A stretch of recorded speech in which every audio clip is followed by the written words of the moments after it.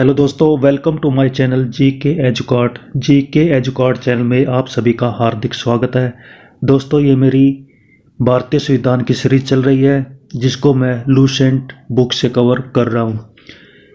भारतीय संविधान की इस सीरीज में अभी तक हम 3 वीडियो बना चुके हैं जिनका लिंक आपको डिस्क्रिप्शन में मिल जाएगा, जिसमें हमने शुरुआत की थी भारतीय संविधान के विकास के इतिहास से, जो कि 1757 की प्लासी की लड़ाई से शुरू हुआ था।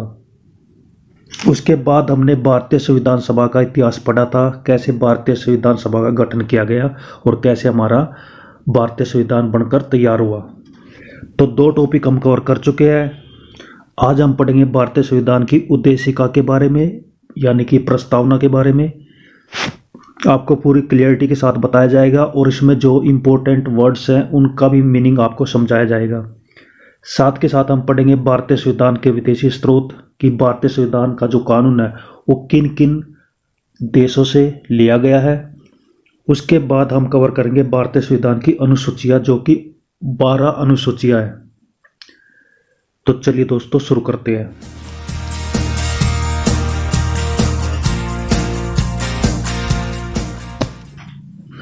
सबसे पहले शुरू करते हैं भारतीय संविधान की उद्देशिका अथवा प्रस्तावना।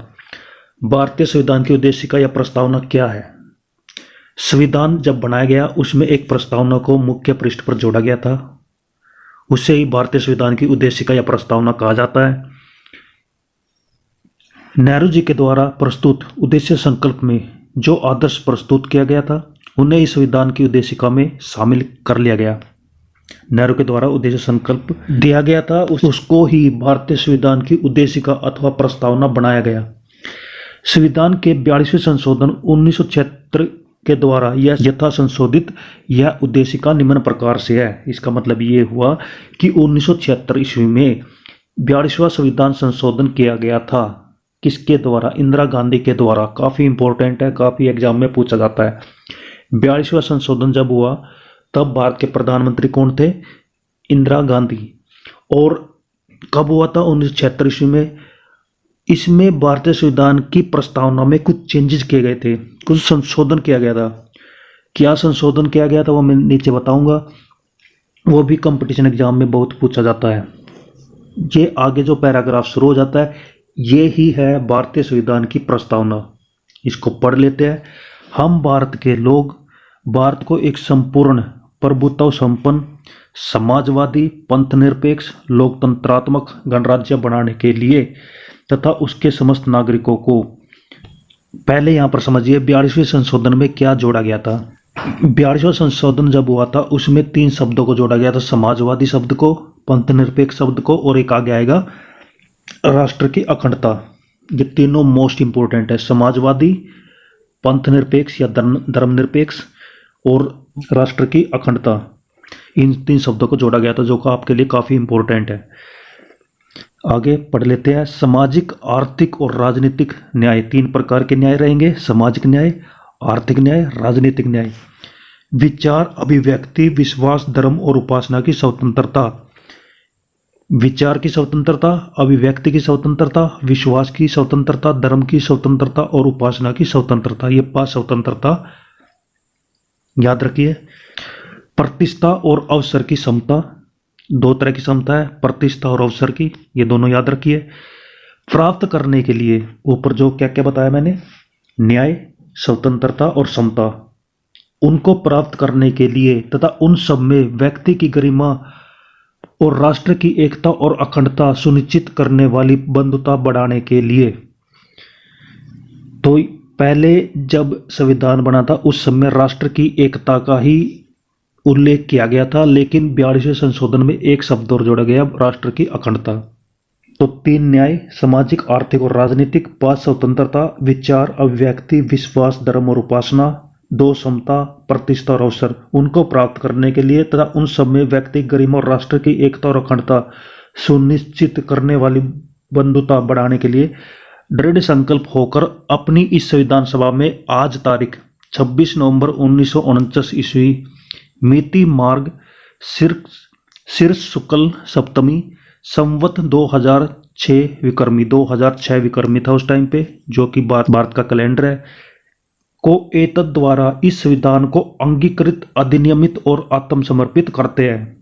जो संविधान जब लागू किया गया उस समय ये एक संकल्प किया गया था, जो कि इस पैराग्राफ में दिया गया है। 26 जनवरी को भी इसका संकल्प किया जाता है। तो ये पैराग्राफ आपके लिए काफ़ी इंपॉर्टेंट हो जाता है। इस पैराग्राफ को याद रखने की कोशिश करिए, ये एक नागरिक का कर्तव्य है। तो ये संकल्प लेकर भारत के संविधान को अपनाया गया था। भारतीय संविधान में प्रस्तावना का विचार अमेरिका के संविधान से लिया गया। सबसे इंपॉर्टेंट चीज़ें यहाँ पर आ जाती है। भारतीय संविधान में जो प्रस्तावना का विचार है वो हमने कहाँ से लिया? अमेरिका के संविधान से लिया। ये जो प्रस्तावना ये कहाँ से ली गई है? अमेरिका के संविधान से। और प्रस्तावना की भाषा को ऑस्ट्रेलिया के संविधान से लिया गया है।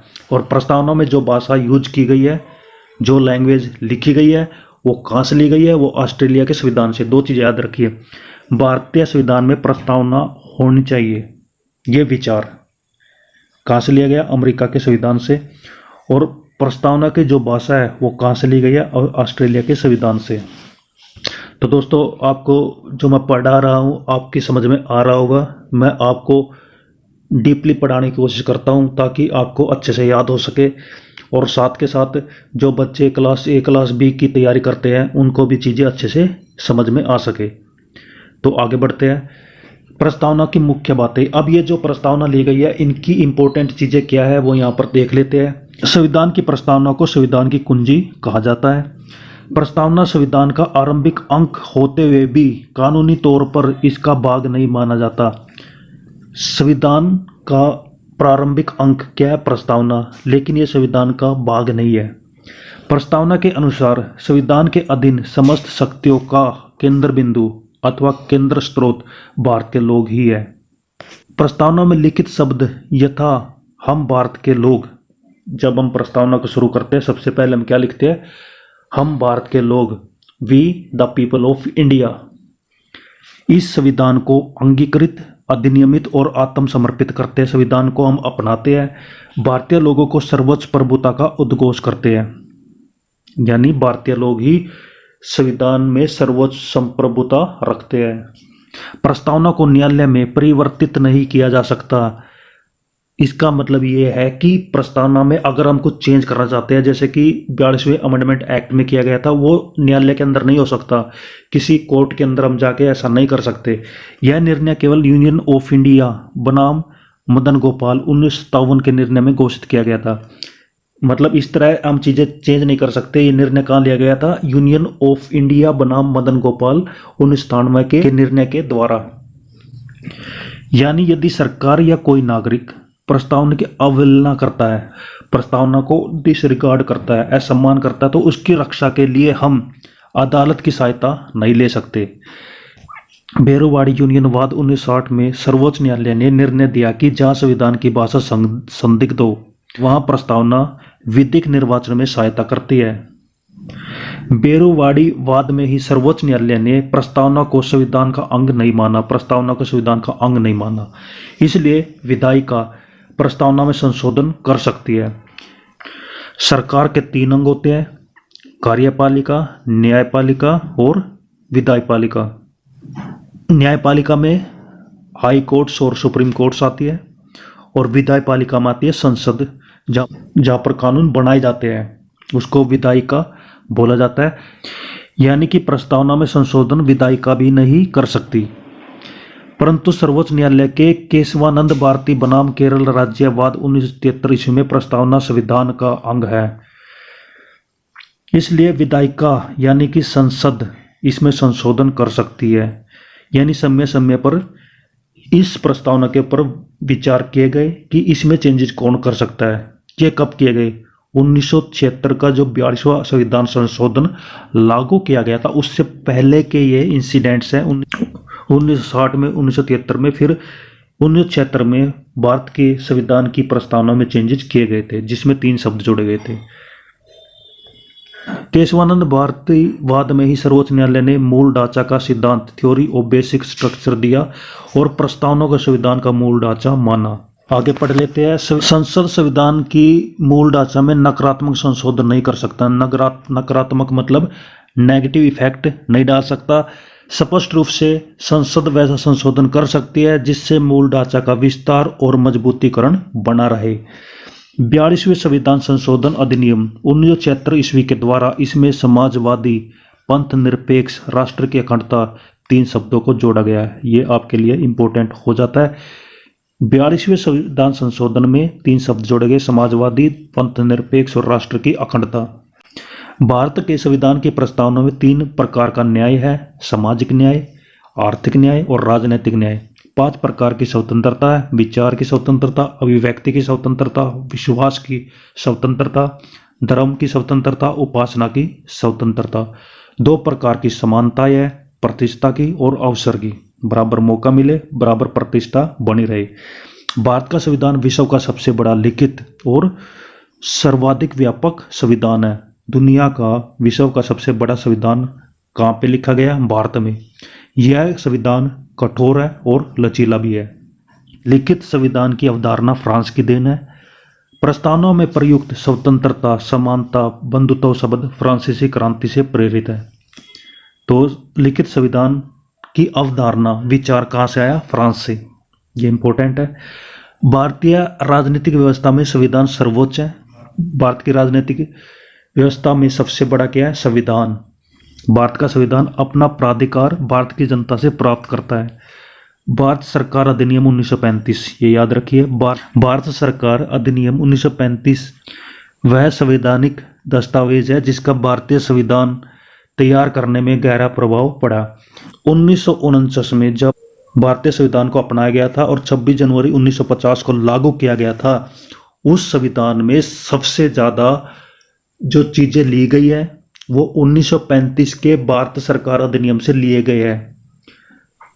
जो आप संविधान के अंदर पढ़ते हैं, 22 भाग, 8 अनुसूचियां और 395 अनुच्छेद, वे मैक्सिमम कहाँ से लिए गया? 1935 के कानून से।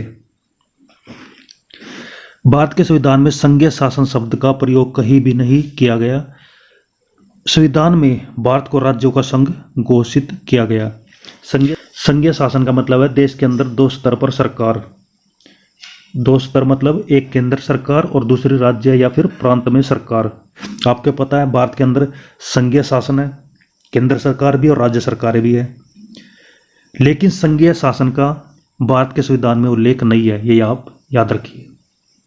आगे दोस्तों टॉपिक नंबर 4 आ जाता है भारतीय संविधान के विदेशी स्रोत। यानी भारतीय संविधान के अंदर जितने भी चीज़ें लिखी गई है, जो चीज़ें ली गई है, वो किस देश से ली गई है, क्या उनके स्रोत है, सोर्स क्या है, उनकी लिस्ट यहाँ पर दी गई है। कुछ देश के नाम यहाँ पर दिए गए हैं, उन देशों के नाम हम याद कर लेते हैं और उनसे हमने क्या लिया है। ये काफ़ी इंपॉर्टेंट है। जो बच्चे class A class B exam की तैयारी करते हैं उनके लिए ये काफ़ी इंपॉर्टेंट है, जो सिविल एग्ज़ाम की तैयारी करते हैं। तो भारत के संविधान के निर्माण में निम्न देशों के संविधान से ये सहायता ली गई है। पहले हम पढ़ लेते हैं संयुक्त राष्ट्र अमेरिका, USA से हमने क्या क्या लिया है। प्रस्तावना का विचार हमने किससे लिया? संयुक्त राष्ट्र अमेरिका से। मौलिक अधिकार, फंडामेंटल राइट्स, कहाँ से लिया है? अमेरिका से। न्यायिक पुनरावलोकन, इसका मतलब है कि जो हमारे न्यायालय है वे विचार कर सकते हैं किस पर? जो संसद के द्वारा कानून बनाए जाते हैं, तो इसको बोला जाता है न्यायिक पुनरावलोकन। संविधान की सर्वोच्चता, संविधान सबसे बड़ा है। न्यायपालिका की स्वतंत्रता, निर्वाचित राष्ट्रपति, उस पर महाभियोग, यानी राष्ट्रपति को कैसे निर्वाचित करना है और कैसे उसको हटाना है, दोनों चीज़ें कहाँ से ली है? अमेरिका से। उपराष्ट्रपति के बारे में कंप्लीट डेटा कहाँ से उठाया? अमेरिका से। उच्चतम न्यायालय एवं उच्च न्यायालयों के न्यायाधीशों को हटाने की विधि एवं वित्तीय आपात कानूनों का समान संरक्षण की अवधारणा, ये सब अमेरिका से ली गई है। तो इन चीज़ों को आप याद करिए, ये काफ़ी इंपॉर्टेंट है। सेकंड है ब्रिटेन। ब्रिटेन से हमने क्या लिया है? संसदात्मक शासन प्रणाली। हमारी संसद किस प्रकार से चलती है, किस प्रकार से मेंबर्स का सिलेक्शन किया जाता है, वो कहाँ से लिया है? ब्रिटेन से। एकल नागरिकता, एक ही नागरिकता भारत के नागरिकों को मिलेगी, ये कहाँ से ली गई है? ब्रिटेन से। विधि निर्माण प्रक्रिया, कानून कैसे बनाए जाते हैं। विधि का शासन, कानून कैसे लागू किया जाता है। संसदीय विशेष अधिकार, संसद में क्या क्या विशेष अधिकार दिए गए हैं। मंत्रिमंडल प्रणाली, जो जो मंत्री बनाए जाते हैं, राज्य मंत्री, गृह मंत्री, विदेश मंत्री, रक्षा मंत्री, इन सब का सिस्टम कहाँ से लिया है? ब्रिटेन से। परमाधिकार, लेख, द्विसदनवाद, कानून के समक्ष समानता, तो ये सब विचार, ये सब हमने कहाँ से लिया है? ब्रिटेन से। आयरलैंड से हमने क्या लिया है? नीति निर्देशक सिद्धांत, राष्ट्रपति के निर्वाचन मंडल की व्यवस्था, राष्ट्रपति के द्वारा राज्यसभा में साहित्य, कला, विज्ञान, समाज सेवा इत्यादि के क्षेत्र में ख्याति प्राप्त व्यक्तियों का मनोनयन, यानी कि राष्ट्रपति के द्वारा राज्यसभा में जो 12 व्यक्ति मनोनीत किए जाते हैं, अपॉइंट किए जाते हैं, वो हमने कहाँ से लिया? आयरलैंड से। ऑस्ट्रेलिया से हमने क्या लिया? प्रस्तावना की भाषा। प्रस्तावना में याद रखिए, कंफ्यूज मत होना, प्रस्तावना का विचार कहाँ से लिया गया? अमेरिका से। प्रस्तावना की भाषा कहाँ से ली गई है? ऑस्ट्रेलिया से। समवर्ती सूची का प्रावधान, 3 तरह की सूची होती है, संघ सूची, राज्य सूची और समवर्ती सूची। उसमें समवर्ती सूची का प्रावधान कहाँ से लिया है? ऑस्ट्रेलिया से। केंद्र व राज्य के बीच संबंध एवं शक्तियों का विभाजन, केंद्र और राज्य के बीच शक्ति का विभाजन कहाँ से लिया? ऑस्ट्रेलिया से। संसद के दोनों सदनों की संयुक्त बैठक, व्यापार वाणिज्य समागम की स्वतंत्रता, ये हमने कहाँ से लिया? ऑस्ट्रेलिया से। जर्मनी से हमने क्या लिया? आपातकाल के प्रवर्तन के दौरान राष्ट्रपति को मौलिक अधिकार संबंधी शक्तियां, जब आपातकाल लागू किया जाता है तो पूरी शक्तियां राष्ट्रपति के पास आ जाती है, ये हमने कहाँ से लिया? जर्मनी से। आगे पढ़ते हैं, कनाडा से क्या लिया है? संघात्मक विशेषताएं, अवशिष्ट शक्तियां केंद्र के पास रहेगी, राज्यपाल की नियुक्ति, विशेष प्रक्रिया, संघ एवं राज्यों के बीच शक्ति विभाजन, सर्वोच्च न्यायालय का परामर्शी न्याय निर्णयन, ये कहाँ से लिया गया? कनाडा से। दक्षिण अफ्रीका से क्या लिया गया? संविधान संशोधन की प्रक्रिया का प्रावधान और राज्यसभा के सदस्यों का निर्वाचन। जो अमेंडमेंट संविधान में किए जाते हैं, कानून के अंदर किए जाते हैं, वो हमने कहाँ से लिया है? दक्षिण अफ्रीका से। रूस से हमने मौलिक कर्तव्य लिया है। रूस से क्या लिया? मौलिक कर्तव्य, फंडामेंटल राइट्स। जापान से हमने क्या लिया है? विधि के द्वारा स्थापित प्रक्रिया। और फ्रांस से हमने क्या लिया?